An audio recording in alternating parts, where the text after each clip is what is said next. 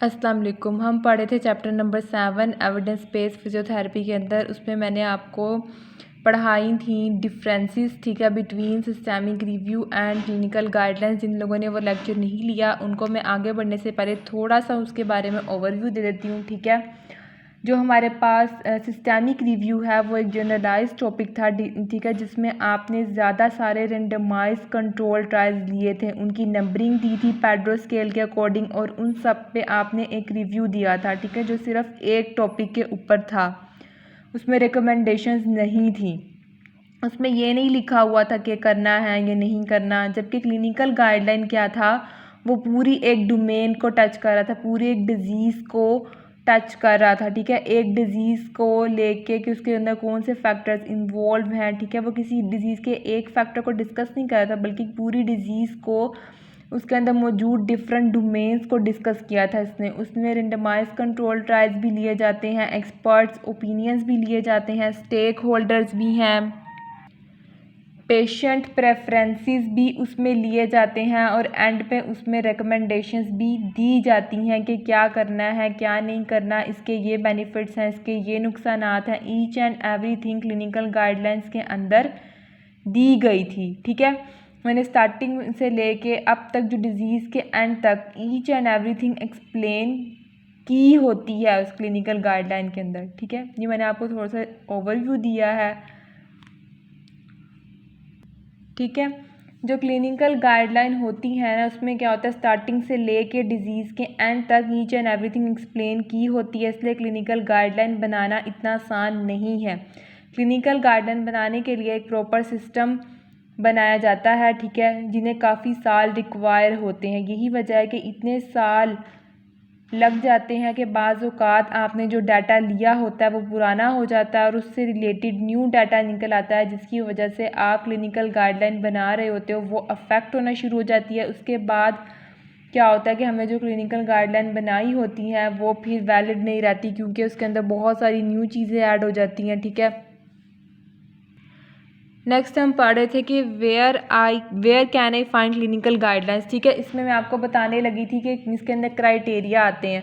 जो आपके पास systemic review होता है ना, वो आपने 4 साल के अंदर अंदर उसको पब्लिश करना होता है, ठीक है। 4 ईयर्स के अंदर अंदर आपने सिस्टमिक रिव्यू को पब्लिश कर लेना होता है। मीन्स टू से कि जो आपका सिस्टमिक रिव्यू है वो 4 ईयर्स तक का होना चाहिए। उसके बाद उन्होंने बताया कि इसके अंदर एक रेंडमाइज्ड कंट्रोल ट्रायल जो है वो लाजमी होनी चाहिए, ठीक है।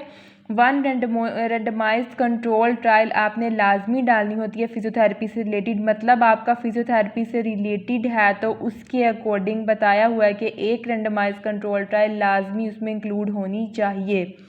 उसके बाद उन्होंने बताया कि जो क्लिनिकल प्रैक्टिस गाइडलाइंस हैं उसके अंदर रेकमेंडेशंस भी होनी चाहिए, ठीक है।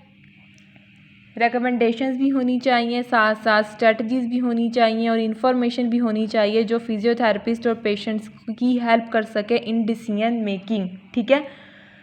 तो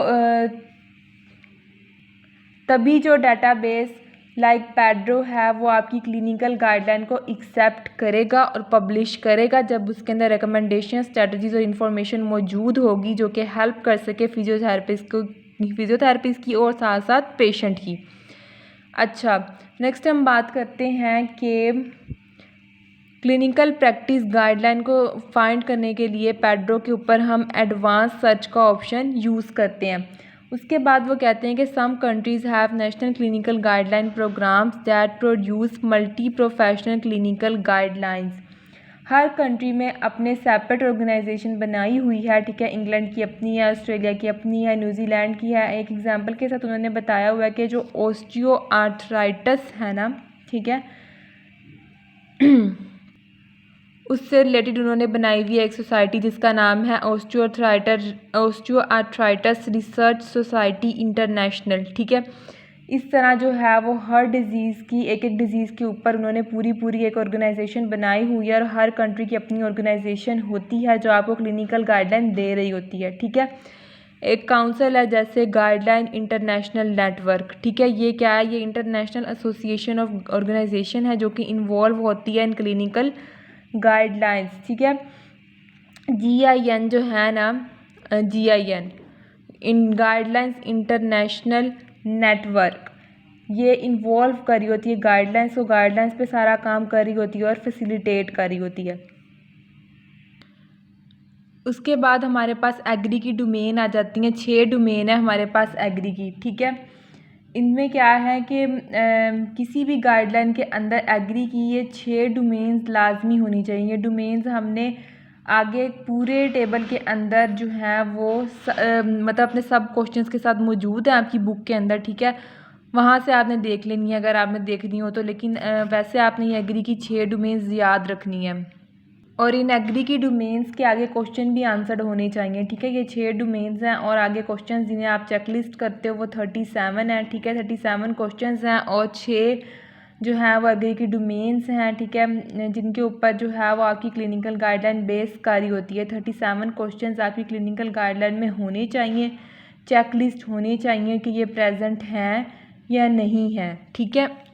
अच्छा, सबसे पहले जो एग्री की डोमेन है that is scope and purpose, कि स्कोप क्या है और उसका पर्पस क्या है। नेक्स्ट आता है stakeholder involvement. Stakeholder मैंने आपको पहले भी बताया, स्टेक होल्डर वो सारे लोग होंगे जो पेशेंट की केयर के लिए अंदर यूज़ हो रहे होंगे। उसके अंदर डॉक्टर भी इंक्लूड होंगे, फिजिशियन भी होंगे, नर्स, ठीक है। कोई भी बंदा जिसका डायरेक्ट लिंक आपके पेशेंट के साथ बन रहा है वो स्टेक होल्डर के अंदर आता है और आपकी पूरी टीम बनती है जिसे आप कहते हो स्टेक होल्डर, ठीक है, जो कि क्लिनिकल गाइडलाइन के अंदर पार्टिसिपेट करते हैं। उसके बाद आ जाता है rigour of development. Rigour of development में आ जाता है कि किस तरह ये डेवलप हुई, कौन सा मेथड यूज़ हुआ, क्लैरिटी है होनी चाहिए एंड प्रेजेंटेशन मींस ट्रांसपेरेंट होना चाहिए, ठीक है। उसके बाद इसके अंदर आ जाता है कि एप्लीकेबिलिटी होनी चाहिए, मींस कि एप्लीकेबल है या नहीं है, और एडिटोरियल इंडिपेंडेंस होनी चाहिए। एडिटोरियल इंडिपेंडेंस मीन के प्रॉपर डिपेंडेंस होनी चाहिए उस पर्सन की जिसने इसको एडिट किया है। ये 6 डोमेन है एग्री की, scope and purpose, stakeholder involvement, rigour of development, clarity and presentation, applicability and editorial independence. ये 6 डोमेन्स थी, ठीक है। 37 क्वेश्चंस होते हैं, आइटम्स होते हैं जिनको आपने चेकलिस्ट करना होता है कि वो आपकी क्लिनिकल गाइडलाइन के अंदर मौजूद हों।